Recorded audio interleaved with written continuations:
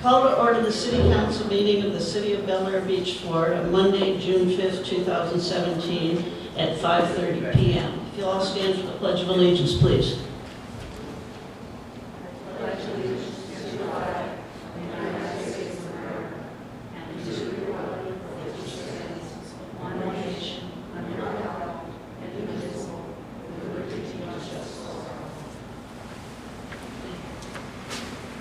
Patty, will you call the roll, please? Councilmember Julie Chandler. Present. Councilmember Gerald Cohen. Here. Councilmember Pamela Gunn. Here. Councilmember Mitchell Crop. Here. Councilmember John Petrowski. Here. Vice Mayor Wanda Schwer. Here. Mayor Leslie Ford Notaro. Here. City Manager Nancy Gonzalez. Here. City Attorney Paul Marino. Here. Finance Officer Melanie Cruzona. Here. Community Services Director Len Reeves. The first item on the agenda is the approval of the agenda, and there are two changes to be made to the agenda. Item number 6 has been removed, and after item number 2, I would like to add an item where one of our sheriff's officers is going to give us a little information and follow up on some things. So do I have a motion to approve the corrected agenda or amended? So moved. Second. All in favor? Aye. Opposed? Passes 7-0. Do I have a motion to approve the May 1st, 2017 City Council minutes? So moved. Second. All in favor? Aye. Motion passes.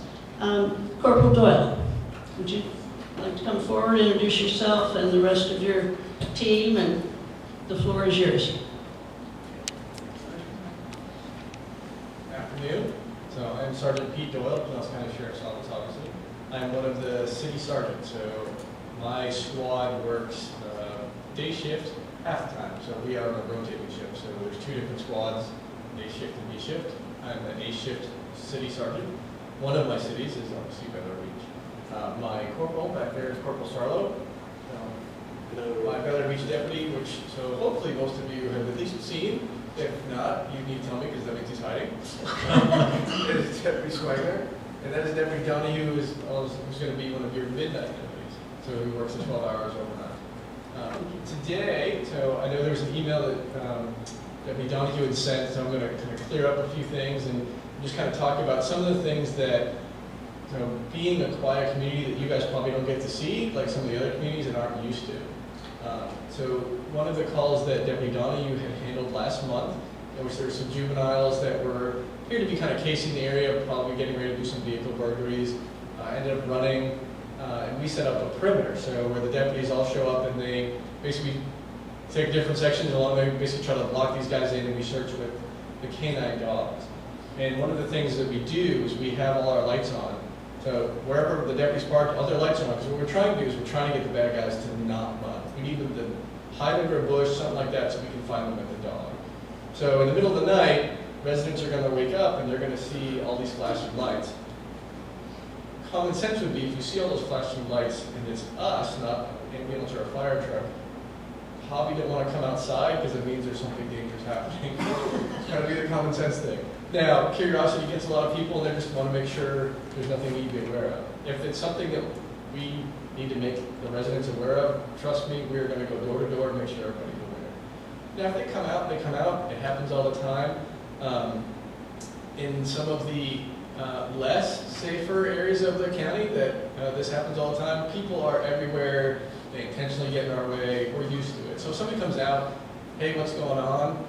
The response, I would hope, and if it's not the response that the citizen's getting, we need to know.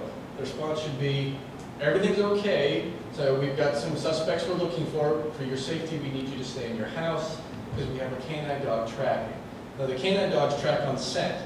So even us as deputies, we don't get out of our cars on these kind of things. We stay in the cars with the windows up because our scent could throw off the dog. So we try to keep ourselves in our cars. And so when the citizens come out, they're scarce. We just ask them politely to step back in their house, one, for their safety, but two, it also helps the dog not run into people that we don't want them to run into. Okay? So as far as once the situation's over and all that, that's when we shut down our lights and everything is, okay. And then you guys, will probably get notified as to, hey, this little incident happened, probably from Captain Liner. It's been taken care of and we're good. And I think that's kind of what the email that Deputy Donahue had sent was trying to say. As far as what citizens could do when they see us out there, especially in the middle of the night and they're concerned, probably the best thing that they can do is actually just call our comm center. They can call the 911 line, but we probably prefer the non-emergency, the 582-6200 number. And if they ask what's going on out here, dispatch will tell them as much as they can, but hopefully kind of put them at ease and keep them safe locked in their house. One of the things that we've addressed throughout the whole county, which we've had really big issues with over the last probably year or so, is vehicle burglaries and stolen vehicles. Luckily, Bel Air Beach is actually one of the safest places. I actually pulled our stats for the last 3 months. You've had one vehicle burglary, and it was to a boat, and it was unlocked. Just prior to that, so over, say, the last almost 4 months, that number goes up to a whopping 2. Okay? So that tells me a couple things. One, you guys are kind of off the beaten path for where most of the criminal element's going to come to look for vehicle burglaries. However, that being said, you're in a much nicer community, and that has been one of their targets. St. Pete Beach, Tierra Verde, they're targets all the time because they have the above average neighborhood would be the best way to say it. So they're targeting the nicer vehicles, things like that. You guys are in that category, but one of the things, hopefully, this is a sign of, is that your citizens have paid attention to the signboards that we put out all over the county, the messages that the sheriff puts out there, his commercials of keep your cars locked. Because a vast majority of our vehicle burglaries are unlocked cars. So it's not kind of like the old days where you see the movies where they come up and they smash out your window and you take that. Does that happen? Some, yes, but the percentage is super small. It's almost all unlocked vehicles. So the other thing is stolen vehicles. A vast majority of our stolen vehicles are actually unlocked with their keys in them.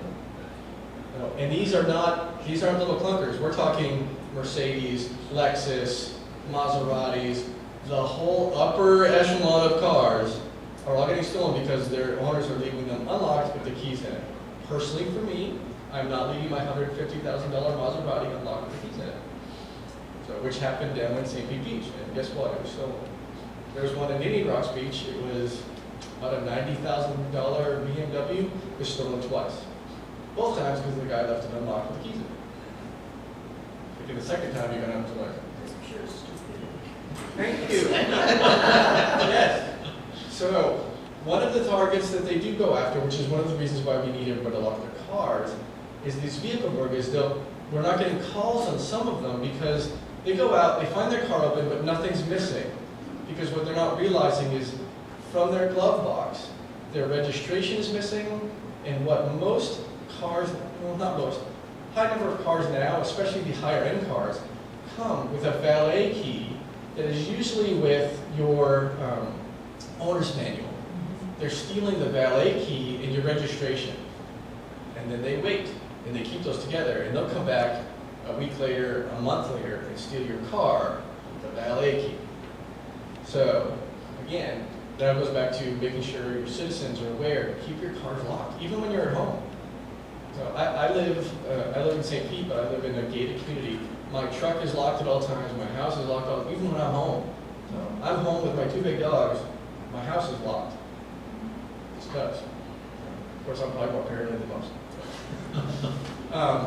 But the fact that you guys have had so low number of burglaries tells me that, so hopefully that means your citizens have been paying attention and keeping their vehicles and their houses locked. We'd like to encourage that to continue. So anything you guys put out to your citizens, just kind of continual reminder. So, because if they get, yeah, we saw that, oh, we've had our cars locked for 3 months and nothing's happened, and then they go back to unlocking their cars. It's kind of like kids, you gotta keep them. Pick up your room, keep your doors locked. Do you all have any specific questions? Because honestly, I'm looking at the crime stats here in Bel Air Beach. this is one of the safest places in the county. But don't you think that the greater part of the reason that our stats are so low is because you all are doing the best job possible? I would, yes, two. I think one, so because of the community you guys have, it's probably much more vigilant in their neighborhoods than some of the less savory neighborhoods where they're just, things happen, they're like, oh, yeah, it happens all the time. So, okay, well, that doesn't happen around here. So your neighbors are much more vigilant, which helps us do our job. The fact that our deputies are throughout the neighborhoods, throughout the day, all the time now. And we've been able to, I think with the new 12-hour shifts, there's basically 4 deputies assigned to Bel Air Beach. So, and they're able to trade off more information because there's only the 4 of them that work here. So they become more familiar with what it's supposed to look like, who's supposed to be in what neighborhoods when, that kind of thing. And so I think that's also helping. And then obviously, we have an entire section now called Intelligence-Led Policing that is, basically it's a huge room of analysts, and they just compile data upon data upon data, which lets us know where are the hot spots, where do we need to patrol, that kind of thing. And that has helped us greatly actually throughout the whole county, not just here. Yeah. I actually have a couple of things. First of all, the young, I can't remember your name, the officer on the left, I want to thank him. My dog was bit by a possum one time, and I was a little freaked out. He was very good with calming me. I mean, I was really freaked out. He calmed me down a lot, so thank you for that again. And the other thing is, if we do see something not quite right, is it best for the residents to call 911, Yes. or is it better to call the non-emergency number? Call 911. Okay, then the other thing is, within the last week, I don't usually walk our dog that late, but it was close to 11:30, and I saw a police car go down Hibiscus Drive, turned on Harrison, and then I saw all the lights. I said, okay, well, let's walk this way. Are you able to kind of fill us in as to what was going on? I'd have to know a specific date as to when that happened. It could have been something as simple as an alarm went off, and depending on what goes off on your house alarm, if it happens to be, and alarm sensors go bad all the time, so we get alarms. There was a house, the first house over the bridge on the right, there were apparently officers there with flashlights, so, Well, and those people are not home but 2 weeks of the year. So if one of the sensors that happens to go off, which again would be an accidental thing or just because it goes bad, if it's the panic alarm, so that goes off, you're going to get a significant more response than just 2 of us showing up here. Understood. So it could have been something as simple as that. I don't know of anything at 11. So Deputy Donahue, do you have anything that's occurred on midnights? I think I know what call she's referring to. Okay. That was, we got a call, what'd you say, was that on Harrison? It was on Harrison Avenue, first house on the right after the bridge. Right, that was, we got a call that, like you said, the people aren't there most of the time. They were watching, they live in Kentucky, I believe, they're watching their outside video surveillance, and they saw a vehicle parked in their driveway. They thought somebody might have been in the backyard too. That was information we got at first. So we responded quickly, thought it might have been a possible burglary. Turned out it wasn't. It was just 2 kids in the car in the driveway smoking weed. So that's what it turned out to be, but they got dispatched as a possible burglary to the house. It was impressive that they were driving down without the lights because what we were thinking is, oh, don't alert them that you're coming, but I understand it when you do, when you have the dogs. And that's when we're getting close to the scene of something like that, and we believe the bad guy's still on scene, we are going to shut off our lights at times because we want to sneak up on them. But once we get there and they realize that, and we see them literally run from us, then it's a different story. That's when we start setting up our perimeter, all lights on, because we want them to bed down somewhere where we can catch them. But our initial response, you'll see us shutting off our lights and sirens as we get close, is to not tip off the bad guy we're about to be. And that email that was sent, Yes. I never got, did we get that email? Deputy Donahue sent it to me, but I can forward it to you. Okay. And it was basically, the email more or less was addressing an incident that Deputy Donahue and the Midnight deputies had responded to where 3 juveniles were riding bikes through the neighborhood. Appeared they're probably looking to maybe do some vehicle burglaries. They fled from deputies. They've set up a perimeter, and the deputies eventually were able to get all 3 in custody. And he's just addressing that because there's lots of, because it's not a common thing here, a lot of the people were coming out of their houses, was kind of making it a bit difficult for the canine deputy to track because he was kind of running into citizens along the way. And so that's kind of why we're here, and I'm here talking to you guys, is to kind of more of an education thing. So because we obviously know you guys want your community to be safe, the residents do, and they want to help. And sometimes the best thing they can do by helping is by staying in their house and kind of out of our way. We're the ones that are supposed to be in harm's way, not them. Thank you. Awesome. Very much. Anybody else have any questions of her? Yeah.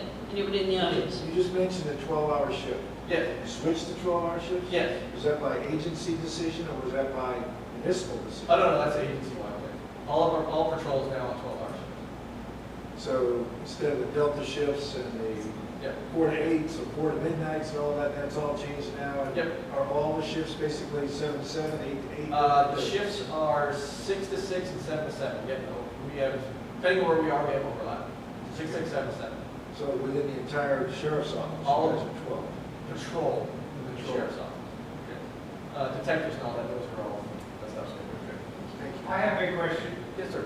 We had a big kerfuffle in the Dow area the other night. We had overhead helicopters, we had police cars all over the place, flashing lights and whatnot.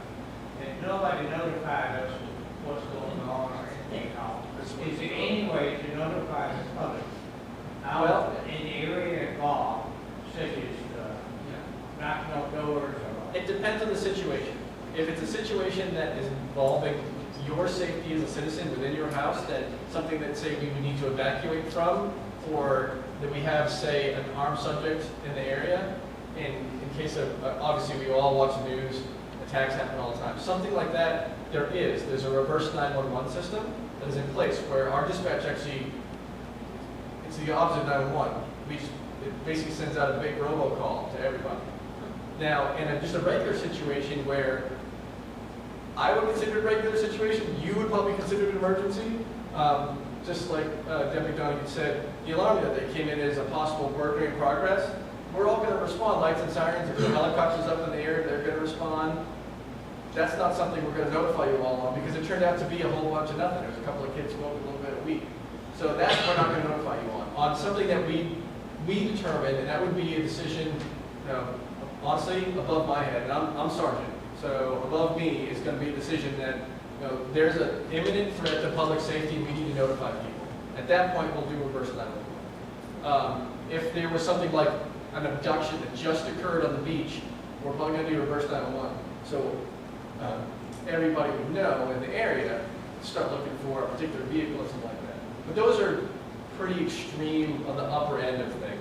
For the most part, even when you see lights and sirens, all of us running to a particular place, probably not going to be notified. You'll actually see it probably on the news before we know about what's going on. So, but that doesn't. I don't know what happened. Well, and that's that. He just addressed it, Dr. Ward. He just addressed it. That was the kids that were riding the bikes around the area, the teenagers. Yeah. So That's just what he was talking about. That was the teenagers that Deputy Donoghue and his partners got. All right, that brings up the second question I have. Reference to the question that was, if you see somebody that's in the neighborhood that you don't think belongs in the neighborhood, Yes. should we call the sheriff's office? Yes. Right away. Because I saw, before this happened, I saw a guy on the bicycle that came through our neighborhood that didn't belong, didn't live in the area. I knew that. You call us. Anytime anybody sees anything that they don't think belongs, call us. We're a phone call away. Trust me, Deputy Swanger, Deputy Donoghue would be more than happy to respond. Especially on rainy days because it gets kind of slow for us. So show my question to notify everybody If there's imminent danger to public safety, you will get notified. If it's just a regular response for us, we'll probably have to wait for the news. It sounded like a big response. For us it wasn't. So, for us it wasn't. Yes, sir. I have two questions. One, how do we know if we're in that reverse 911 database? Everyone is. Well, I mean, I have an out-of-state area code number for the phone. How do I know if I'm here? He's got a good point, Sergeant. Some of these folks have got cell phones only, and some of them got out-of-state. That you would not be on. It would be, so anyone that's got a local, like, Is you it still only have a a landline? number, so, or local, yes. Does it go out the same way the Amber Alerts do? I don't know if that's hooked into the same system. So there's also systems that it doesn't really matter what your cell phone number is. If you're in the area, like if there's an Amber Alert, you get those Amber Alerts on there. My suspicion would be that yes, that's how the system works given this day and age. My second question is, I walk along Gulf Boulevard, I ride a bicycle along Gulf Boulevard, I ride a motorcycle on Gulf Boulevard, and I would be willing to wager that on any weekend day, there's a high percentage of people who've been consuming alcohol driving. Yeah. What positive steps are we taking to deter that? Well, other than increased patrol by my deputies that are working the area, so they also do, we do DUI wolf packs, which, so there's, That was my question. well, there's two different things that our DUI unit will do. One is where they actually do the standard DUI checkpoints. The other thing they'll do is what's called a wolf pack, where they're not set up at a particular location, but we just saturate areas of the county with extra deputies for that kind of enforcement. Typically on the major, I would call them party weekends, Memorial Day, 4th of July, that kind of thing, we actually, we do things like we'll saturate, we'll have more deputies along the beaches, we'll saturate the areas, that kind of thing, because we know where it happens. In fact, I know Memorial Day weekend, we actually had, most of our DUI unit was riding with our Marine unit, catching the boaters that were around. So we do those kind of things to cut that down. And then, so honestly, during the day, the amount of traffic on Gulf Boulevard, so it's a little bit more difficult. So at night, which is when we catch most of our drunk drivers, a little bit easier. There's a lot less traffic. It's a lot easier to notice them. My point is that the deterrence factor is in the visibility. Yes. And I've lived here now for 5 or 6 years, and I haven't ever seen one. A traffic, checkpoint or. Well, they're probably not going to do a checkpoint out here, just because even though there's good traffic flow during the day, so they need a certain amount of traffic flow in the night hours when the majority of DUIs are occurring. So that's why they're picking more major roads like Almerton or Main Street up into Eden. So there's some examples of where they'll do the actual checkpoints. When they do the wolf packs, they actually will go, they'll just hit a huge area. So they'll do Bel Air Beach, Bel Air Shores, Bel Air Bluffs, Indian Rocks, Largo. They'll just have a whole bunch of extra deputies driving around looking for drunk driving. And that's what the wolf packs do. And that's to get the areas where they're not doing the DUI checkpoints. I have a question. Have we been capturing many speeders in Bel Air Beach recently? So, not that many actually. In fact, I personally, and along with my corporal, I've sat up here with my laser, and after 45 minutes or so, I give up. You'll get some coming over the bridge. I'm I'm probably a little bit more lenient when they're coming down the bridge, as long as they slow down and they get to the bottom, because it's a fairly steep come down. But even with that, they're not going ballistic speeds. But along, especially if you're looking at the times of the day, like on the weekends when it's really busy, it's just slow moving. It's really difficult to kind of speed. Trust us, because we're actually trying to get somewhere. The non-emergency number, was that just the 582? 582-6200. 6200? And honestly, so calling 911 or that number, you're going to have to talk to the same people. Just one's a recorded line, the other one's not. So you'll get the faster response to 911. Well, thank you, Corporal Doyle. I appreciate your coming. It was very informative, and thank you for all you do and your crew out there, and you're excused. Let us know if you guys need anything. Obviously, Deputy Swangler and Deputy Donahue, they're both assigned to Bel Air Beach, so if you need anything, so feel free to call them directly. Debbie Swangler works day shift, and who is your other day shift? Vaughn, Scott Vaughn. Deputy Vaughn's the other day shift. Do you have cards, any cards that they can put their numbers Yep. on? What I'll do is I will have Deputy Swangler and Deputy Donahue provide their cards with their cell phone numbers to Nancy. Is that okay? And she will distribute them all. Is that good? Absolutely. Perfect. Thank you. Thank you very much, appreciate it. Very, very interesting. Thanks, guys. Okay, item 3 on the agenda, citizens' comments. Each speaker will be recognized once and will be limited to a 3-minute presentation on any subject that is not on the agenda. Is there anyone in the audience who would like to comment? Seeing no one, I'll close citizen comments. The consent agenda, proclamation proclaiming June 15th, 2017 is World Elder Abuse Awareness Day. Do I have a motion for this proclamation? So moved. Second. Any discussion? All in favor? Aye. Opposed? Motion passes 7-0. The regular agenda, item number 5. Consideration of approving the interlocal agreement with Pinellas County and its municipalities for the extension of the Penny for Pinellas infrastructure sales surtax from 2020 to 2030. Nancy. Yes, and I did put some backup in the agenda packets. The current agreement terminates December 31st, 2019, and the new agreement, if passed, it is going to be on a referendum November the 7th, will be from 2020 to 2030. And this tax is used for improved roads, bridges. I put a picture in there of our bridge. That's how that was paid for. Trails, flood prevention. It's not a new tax. It's been around since 1990. And if you need any more information, if you go to pinellscounty.org, they have several pages. It's very informative as far as things that it has been used for all over the county. So make sure you vote. Yeah. Do I have a motion to approve the interlocal agreement? So moved. Second? Second. Discussion? I have a question. Yes. Keep talking to your microphone, Yes. Gerald. So, Would this add money to the Penny for Pinellas? This Would it be is included in Penny it? for Pinellas money. This is distinct from the money we get through the Big C.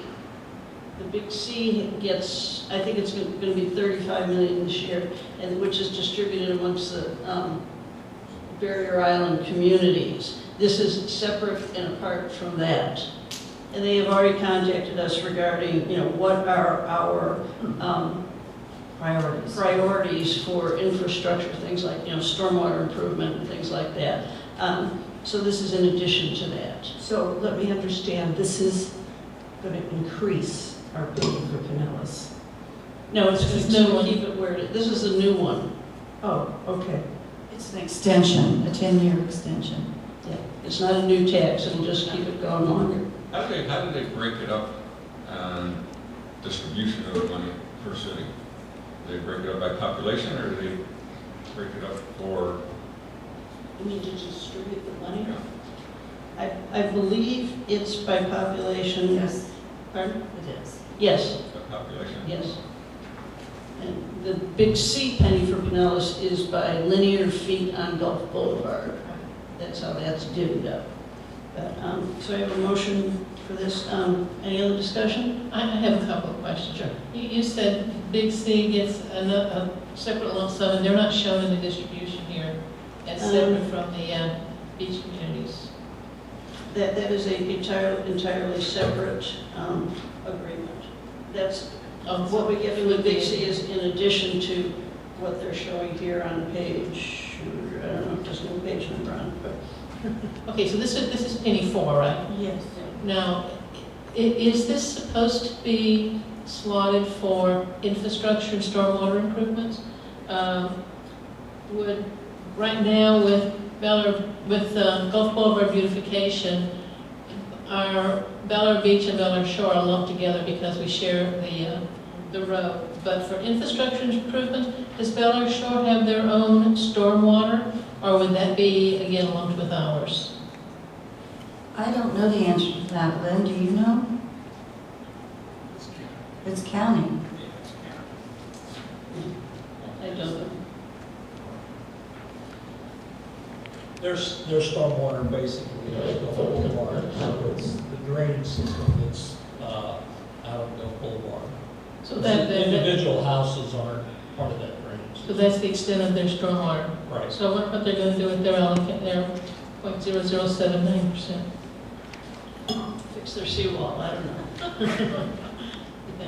Okay, that was my question. Any other questions, comments? Patty, would you call the roll, please? Councilmember Chandler? Aye. Councilmember Cohen? Aye. Councilmember Gunn? Aye. Councilmember Pratt? Aye. Councilmember Petrowski? Aye. Vice Mayor Schwer? Aye. Mayor Notaro? Aye. Motion passes 7-0. Item 6 has been dropped from the agenda. Item 7, request from aluminum and screening contractor to change the city ordinance on wall height of a screened enclosure of a swimming pool. Yes, I had sent all of you the letter from Mr. Boyle, attention of mayor and city council. Had some issues with our code. He did speak with Larry, and Larry said from time to time we do take a look at our codes and change them. And he told Mr. Boyle to go ahead and write a letter to myself and to him as well, and we would forward that to the city council. And he also gave suggestions as far as what the current code states and what he was looking for as a proposed. So I have this on the agenda for really discussion, see, what your thoughts are. I know I received something from Vice Mayor Schwer, but I don't think I received anything else from anybody other than the city attorney. So we are building a lot larger homes, and so it's council's decision if they want to consider changing the code. The only question I had was, does it affect the neighbors at all? That would be the only issue I could see. I think y'all may want to hear from Mike Kill. He has always been our kind of resident expert on swimming pools and enclosures. And I'm sure he's got some comments about this that you may want to consider. Good evening. Paul was kind enough to send me a copy of the letter and the recommendations by Mr. Boyle. This is discussion. I would blatantly say he's got some things in there that are wrong. So as recommended, I would object to it. It should be objected. It's just his preference as to what he'd like to see on screen enclosure heights. Every one of you has seen these screen enclosures that come to a peak, what we call a gable cage, over a pool, or a mansion roof where it goes up like this and it's flat across the top. All across the county and the state for that matter, a height of 12 feet is fine. And that's already in the code, Paul, if I'm not mistaken, to a maximum height. The wall height that he's asking about is reasonable. If somebody's got a 10-foot high wall, they should have, to the fascia, they should have 10-foot high screen enclosure. That's understandable, but he's asking for a maximum height of 6 feet higher than the actual fascia, and that's wrong. So I will make the recommendations in writing to Paul and to you if you want to move forward on it in July perhaps. But Nancy, you can send my comments and whatever Paul wants to do to the council members. I have a question. Based on what you just said, Mike, if the wall height to the fascia is more than 12 feet, then that would put the height of the top of the screen enclosure to be either flat with the fascia or... Well, if you look through this again, and I'll use the word old-fashioned height of the normal fascia is 8 feet. So when you go 4 feet higher with the peak of the gable, you're at 12. And that's where the 8-12 ratio came from. But in direct answer to what you're saying, yes, if someone has a 10-foot high fascia or a 12-foot high fascia, that cage, they've been permitted like crazy for that height, regardless of the 8 foot. But to add 6 foot more as a higher roof line than that is unacceptable. 4 foot is. I have a question. What's the negative? I mean, I'm not, I can't visualize this. I'll throw you a question to that. If someone has a two-story house and wants to do a two-story cage, so that he can look out of his second-story windows out at the water, that should be unobstructed. So right away, this 8-foot height doesn't help that situation. But yes, you should be allowed to go to the height of your fascia, whether you're 1-story or 2-story.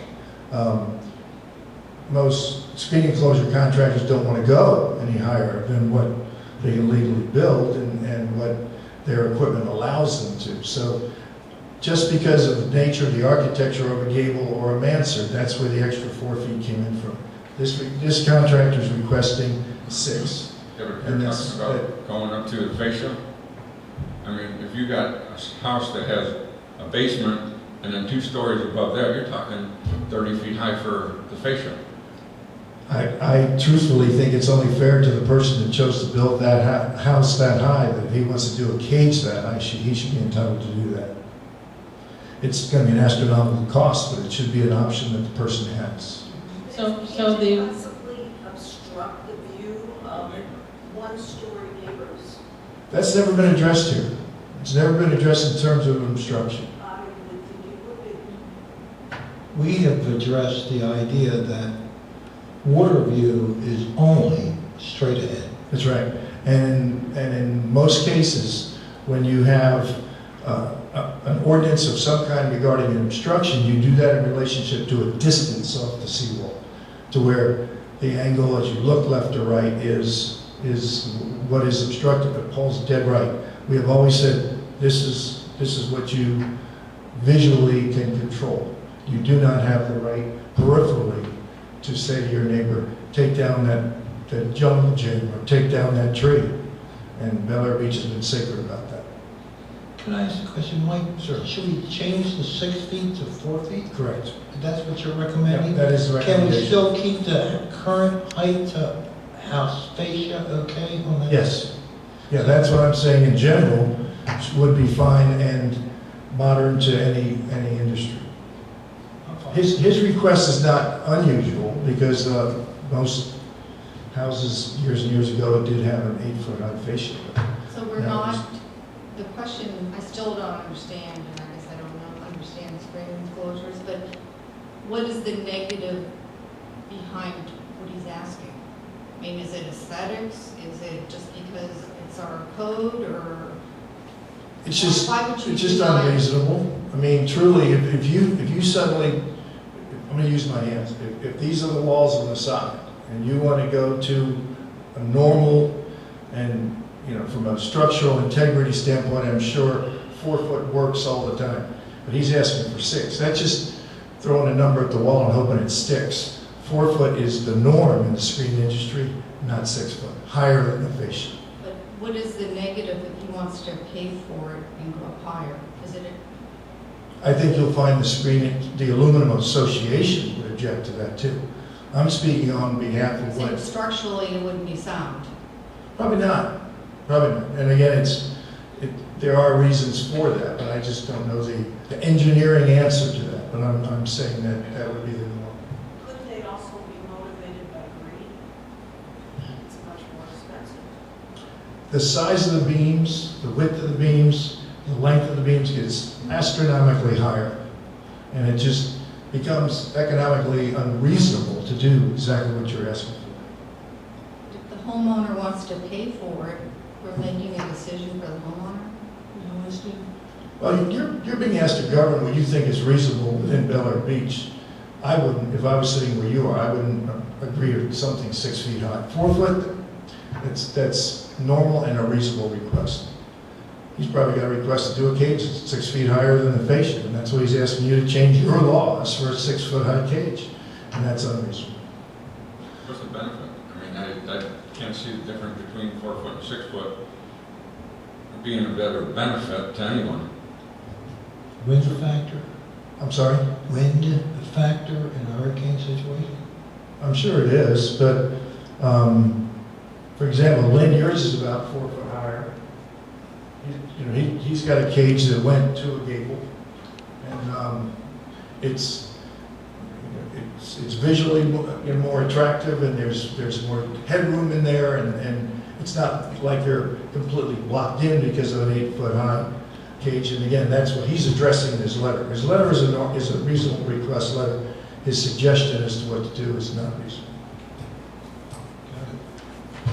So if I'm correct, you would agree, you would have no problem with his proposed Change the number 6 ordinance to as long as 4. we change 6 feet above to 4 feet above. Correct, above the fascia, yeah. Wall height of the And that's street. structurally sound. Every permit has to have engineering provided for it. And I seriously doubt anybody's gonna get engineering for a 6-foot high gable. Again, look how steep that gets on a normal 20 or 30 foot, 20 or 25 foot wide cage. That becomes a true cathedral all the way up where 4 is reasonable. Well, right now the law is 4 foot. Yeah, we're at fascia at 8 and peak of 12. He's asking for, and it's reasonable to ask for whatever fascia height plus, he's asking for 6 more. You ask 4 more and you're all right. So we should basically leave it the way it is. No. Accept it, John, I think what Mike is saying, to accept his proposal, except at the end where it says not more than 6 feet, that should read not more than. Should not be 4, no higher than 4. Well, accept the first part of his recommendation, I'm ready to go forward if the council give me green light. Any other, is Mr. Boyle here? Okay.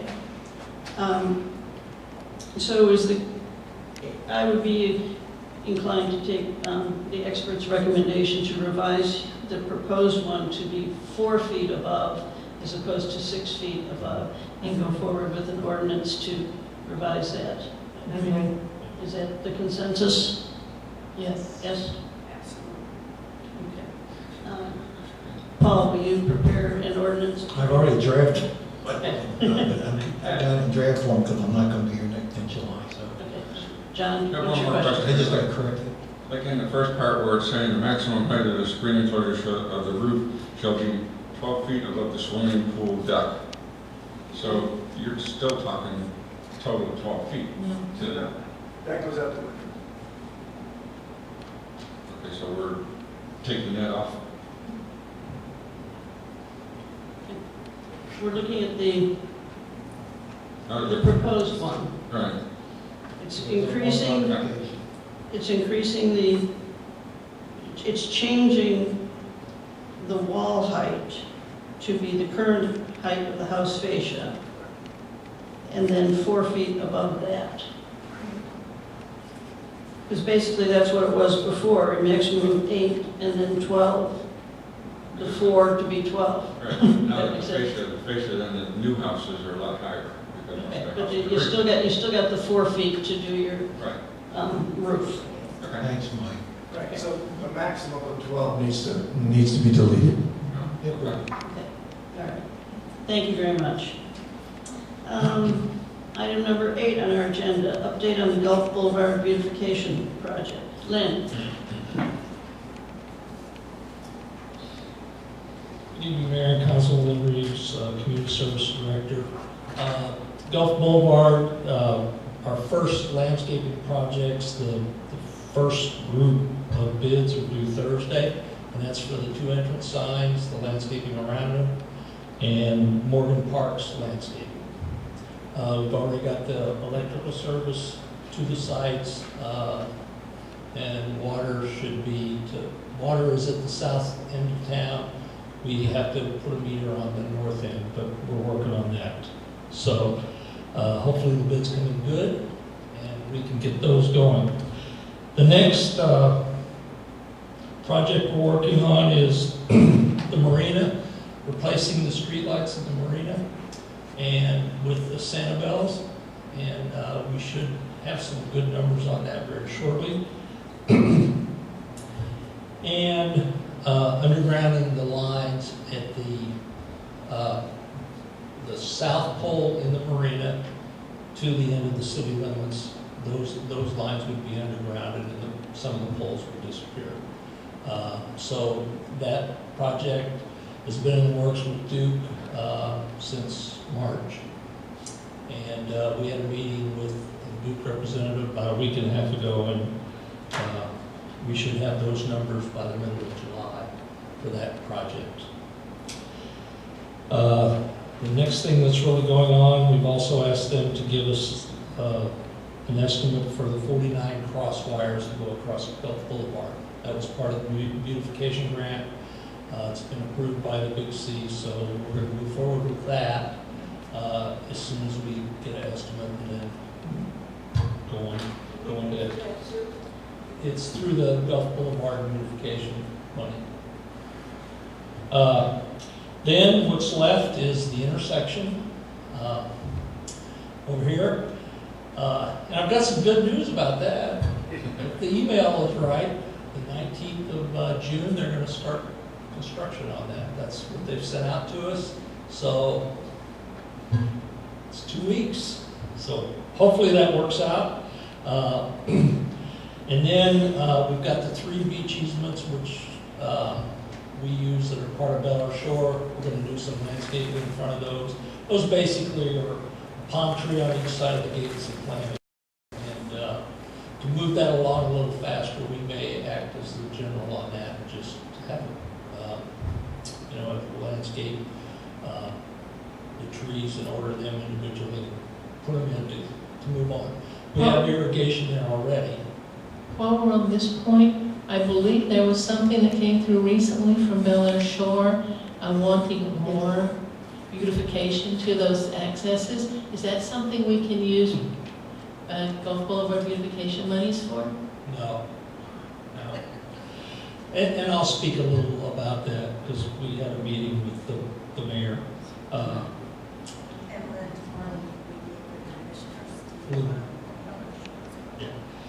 So those should move around rather quickly. The marina landscaping, until we get the wires undergrounded, we'll probably in the meantime, that fence that goes along it's going to be taken out of there to kind of clean that entrance up. And then there's a landscaping project for that. We'll bid that out and the intersection. But the intersection, there's no sense doing anything until they get the mast arms up. And along with that, we're still proceeding with the digital sign, looking at that. And I've got a proposal for one company to do a couple designs for us that we can bring to the council. You can tell me if you like them or hate them. But we'll have to make some modifications to the original design because on that corner there were 2 palms kind of on both sides that you put a sign in the middle, you wouldn't see the sign, you'd see the palm. So we'll keep working on that. And that's all the Gulf Boulevard. As far as the beach access easements that Bel Air Shore own, we had a meeting with the mayor, and I think what we came away from that was that they're willing to improve the aesthetics of the walls because one side's pink, one side's white, and the next side is probably Mold City or something like that. But they're willing to do that maintenance. We are going to go in, the staff is going to do this, we're going to go in and cut the brush away from the walls and take out some of those bushes because they're, for the most part, they're useless, they're dead, they're whatever you want to call them. And we'll have to, create some kind of landscaping that we want to put back in there.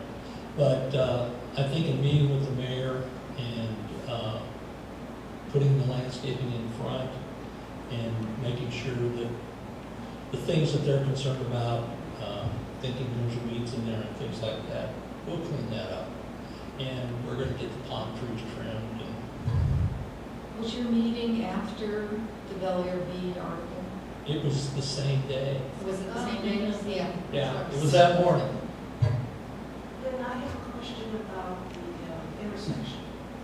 There were a couple of days, a couple of weeks ago, when the left turn signal coming from the north did not appear. And so we had to scoot in when it turned green if there was a break in the traffic. Who would I call? Oh, if you just let us know, we can call the utility. Well, what if it's during the weekend? I can get you a number, but, or you can call my cell, it's no big deal. I think everybody has that if they need it. It's not a big deal. What was a big deal for those 2 days? If it was on a weekend, I mean, I'm saying, so we can get somebody. But if it was, we had, those of you that have traveled kind of in the last 2 or 3 weeks, there's been some lane closures to just do the undergrounding and shoot the pipes and things of that nature, the conduit under the road. And it did a pretty good job of digging in Crossman Park. So it's good that we're getting all this beautification money so we can fix it up and make it look nice. Any questions? I have one last point. The pedestrian crossing at the very north end of town, there's the light that's right in the middle of the median. That light has not worked in a long time. It has not worked from a month after I moved here 5 years ago. The crosswalk light? Crosswalk Yes. light, yeah. It should be working now, because I called that in and they sent me an email that they fixed it. Well, I haven't walked down there in a couple of weeks. I will see it when I go home. If it's not, we'll check it, but I think it's been about 2 weeks ago, I went down there and took the poll number off, and I sent them, it's all electronic now, and they keep you up to date, tell you it's gonna be 3 days, and then it's 5 days, but it gets done. Okay, thank you. Any other questions? Thanks for the update. Thank you, Lynn. Thank you. Item number 9, consideration of appointment of Ms. Caroline T. Cornerly to the Board of Adjustments. We've got her application. Do I have a motion for this appointment? So moved. Second. Ms. Cornerly here? No? Would you like to say anything? Yeah, hi everybody. Come on up and talk at the...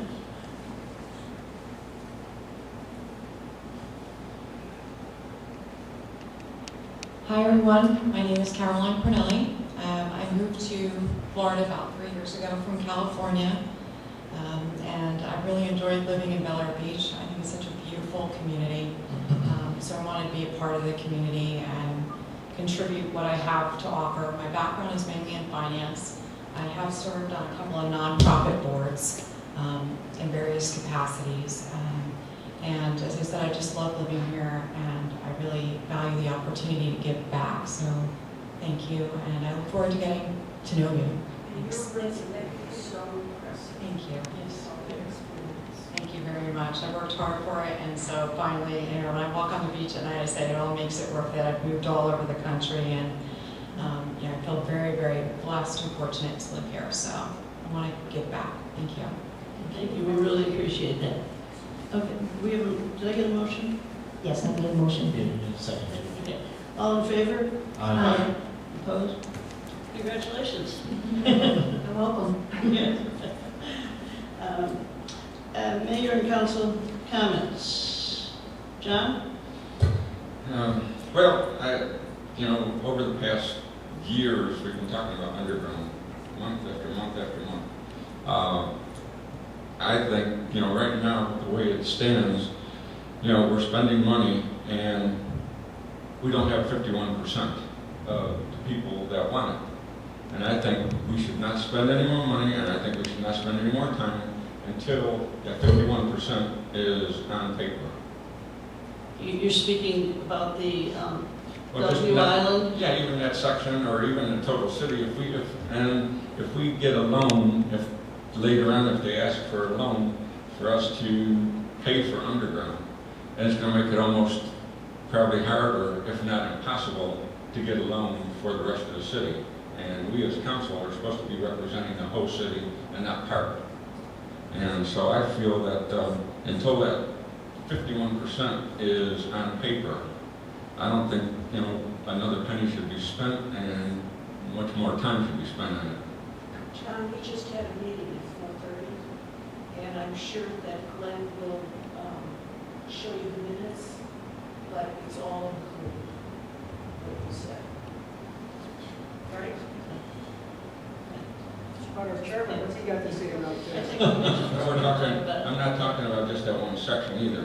Like I said, the whole city, if there's other sections of the city that want underground. And if we get a loan for part of the city, it's gonna be almost impossible to get a loan for the other areas. Actually, May I that's not, clarify that? that's not true. Well, it is true. No, it's not. The financing would be secured specifically to that neighborhood and would have no effect on the overall general debt of the city. And we've addressed all those things. You know, it's. Melanie, can you clarify that for me, please? It completely depends on what they decide to do. They're just doing that one neighborhood, and it's done through a special assessment, it's approved. In theory, we should be collecting the amount of money that goes towards debt service. My only concern is there's a little back and forth as to what all we're able to put into that special assessment, because some people are doing some pushback as far as legal fees and bonding fees and things like that, so. Yeah, it's pretty much the understanding of the committee that any related expenses to that are going to be rolled into the bond issue. That'll be the responsibility of just those homeowners. The Gulf Boulevard undergrounding, the crosswires and stuff is part of the Penny for Pinellas Gulf Big C Gulf beautification funds. So that's not something that's coming directly out of our budget. Okay. Comments? Yes. Can you move your I would like to propose for the next agenda that we put on the issue of Cookie Kennedy and doing something more assertive with the signs. Apparently, she did not respond to Nancy's phone call. Did you not get the email that I sent out? I sent that out, I believe, Friday morning. Did everyone get it? I don't Yes, remember, I'm sorry. I sent it out Friday morning. I got an email from Tom Washburn from the county who sent me a diagram, and they are putting a message board around Largo Central Park. Well, it's actually there, Nancy. Pardon me? It's actually there. Well, they said they were 3 months out with getting the... No, with getting the software Right. to give the indication of how long to get to Right, the beach. right. It's sitting there, though. It's been there for a while. It hasn't had any traffic information on it yet. Did you understand the diagram Yeah. where it was located? Okay. Well, I apologize for not... It's just west of Highland. Right, it went out Friday morning, and Cookie was involved in that. Okay. Will we have any input as to what it says? Probably not. I think the indication from his message was that it's going to say distance from there, which I think is like 1.7 miles or something, and then how long it'll take to go that distance to Gulf Boulevard. I mean, if it's backed up, you could say 25 minutes to Gulf Boulevard from that location, which... How about adding, please utilize alternate routes? Go another way. Yes. They have plenty of time. It may have the opposite effect, actually, because if they go to the one that's on Gulf to Bay, it's going to say an hour and 20 minutes to get to the beach. Yes, but 2 weekends ago, I used Omerton, and it was basically empty.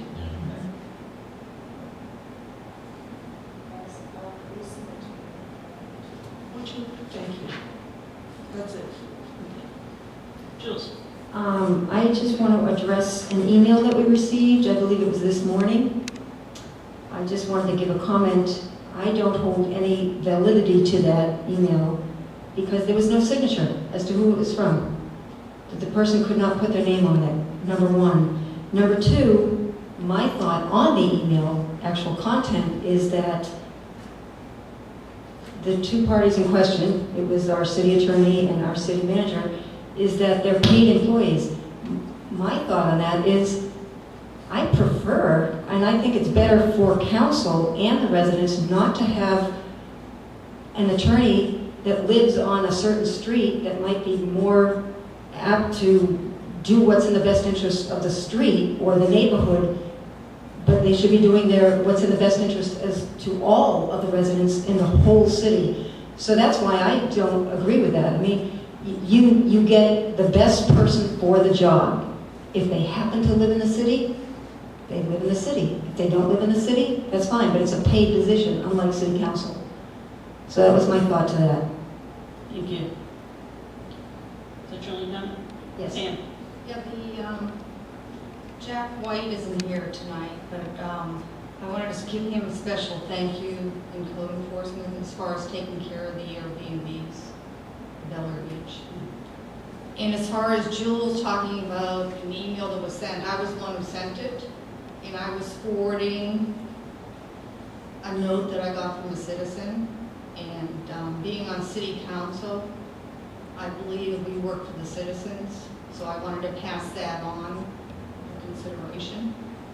No, I thought that was... That was the way it was handled. Yeah, I was appreciative of that, and I think the whole council is of that, but holding much stock in it when somebody doesn't even sign their name, that wasn't your fault. You forwarded it, and that was the right thing to do. The other right thing would have been for the person who wrote it to sign it.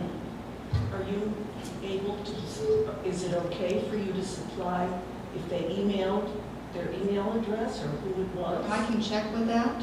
Yeah. And ask. You know, I had asked whether they wanted their name attached to it. And why they didn't put their name? I don't know. No, I'm saying, I that should be a right, question. but for some reason they didn't feel comfortable. I think that would be great. Thank you. Any other comments? No. Mitch? I just wanted to thank Jack for the job he's doing, but also bring up that on the weekends, we tend to have, we go on our walks, which is about 3 miles or so usually, and there's commercial vehicles regularly parked in some driveways on the weekends, and I think they know it's the weekend and nobody's going to do anything about it. So I don't know if that's something the sheriff's department can do and fill in on. Some street parking that happens also. Are they parked on the street? No, in the On the driveways. driveways? In the driveways. They're actually working on the house. Well, no, they're just people that live there that have commercial vehicles with signs on them.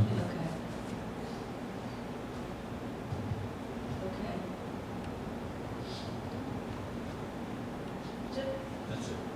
Lana? I really have nothing of substance to add, except that I know that we're in the middle of budgeting process, and having been there in the past, thank you guys for the dedication and the sacrifice you're making right now. On May 23rd, I had the honor of attending the Pinellas County Sheriff's Office Awards Ceremony for awards given to various members of the Sheriff's Department for various acts. And one of our deputies, Lieutenant Kenneth Euler, is that how you pronounce it? Euler, E-U-L-E-R, received a Gold Star Award for an exemplary act or outstanding performance that brings recognition to the Sheriff's Office or for an attempt to save a life in a non-threatening situation. So, we've got good guys working here. Thank you. Nancy? Oh, Paul, I'm sorry. I have a couple of things. First of all, and this makes Patty very, very happy, the Florida legislature in committee substitute of committee substitutes in Senate Bill 80, amending the Florida Public Records Law substantially, and I'd like to put this on the record, just a piece of it. This bill substantially modified the attorney's fees provision in Chapter 119 Florida statutes relating to public records. Now, if the court determines that an agency unlawfully refused to permit the record to be inspected or copied, the complainant provided written notice identifying the public record requested by the agency at least 5 business days before any civil action can take place. And it goes on and discusses that even further. But the leading case up to the time that this went through was Canella versus Tribune, and I know I had to live with that because I was there when it all happened.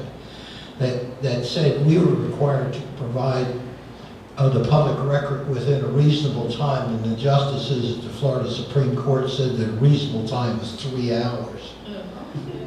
Seriously, this is that Canella case. Norman Canella, my friend, the deputy state attorney from Hillsborough Norfolk County who was playing musical chairs with police records and wouldn't let the Tribune have them. So I'm really pleased, and I know that Patty is, because she and I become quasi-victims of these public records requesters who make requests to see if they can trap us. Only we're too slick for them, right, Patty? You are a very good guy on that, yeah. Okay. Secondly, I'd like to just congratulate Jack White, who is now officially the town marshal. He is a part-time law enforcement officer. We reactivated his certification with the Criminal Justice Standards and Training Commission from his duties when he was with the Sheriff's Office. So now he has that ability if he needs it.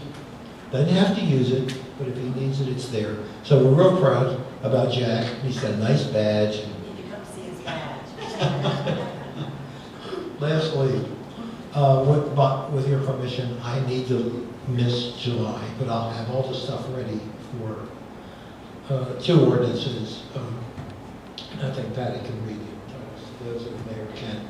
So if that's okay with council, then I'll miss July, and I'll be back here in August, Lord willing. That's okay, you're excused. Thank you. The only thing, like Wanda said, is we are beginning to work on our budget. I met today with Patty and also with Lynn to go over their budgets, and I'll be getting with Melanie. And we have budget workshops at least scheduled in July. And just remember that our July meeting is Monday, July the 10th, because of the 4th holiday. Anything else? I'm sorry, Eve. Question as a member of the ad hoc committee? Yeah, do we have a report? It's up to you. You have a question? I do. Okay. Question for Councilmember Petrowski. Was that a personal opinion or an opinion of the constituents on the street? No, there were some people on the street that were interested in wanting to know why part of the city is getting it and part of the city is not. And they said that, you know, if there's going to be a bond set out, they would like to be included in it and have the host city get underground and not just part of it. So I thought I would bring it up. Well, it's a good point because people on Harrison are also making the same noise. They want to get involved in it too. So I think at some point this will become the cookie cutter approach to how it is done. Motion to adjourn. So moved.